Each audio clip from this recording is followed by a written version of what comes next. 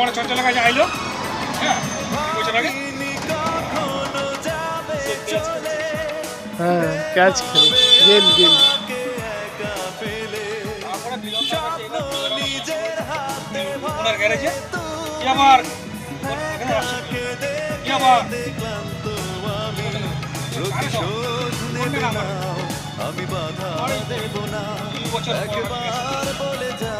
কারণ phone glass online দিতে পারছে না কিছু রাত্রি 2টার সময় রাত্রি সময় বলি ভোরবেলায় বলি একই আমার ব্ল্যাক ট্রাই করে 2টার সময় 2টার সময় ভোরবেলা কার লাগে ফোন করে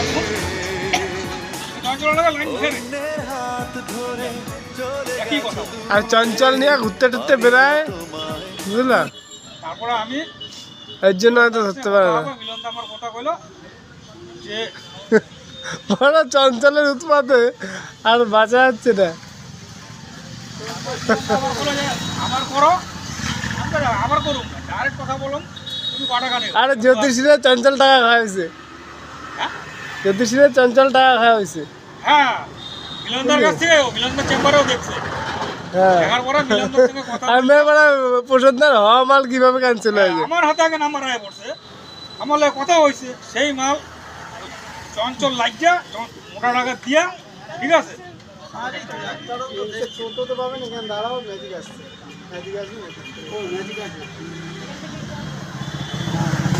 চঞ্চলের নামে এখন মানহানির মামলা করা যায়, এছাড়া উপায় নেই।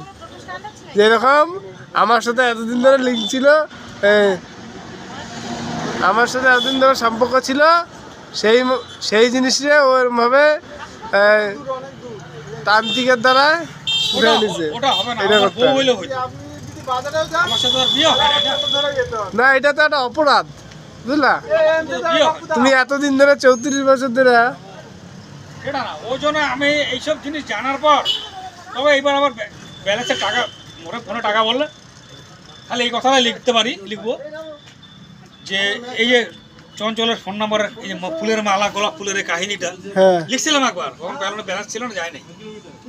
লিখবো দেখার পরে এটাই বলবো যে দেখো তোমাকে চঞ্চল বিয়ে করতে চায়, তুমি বিয়ে করো না। আর এইসব চঞ্চলের সঙ্গে এইসব সম্পর্ক হওয়ার পর আমি আর এদিকে নেই, ঠিক আছে। এই চঞ্চল একটু পরে মানে যাবে এখান থেকে নিয়ে।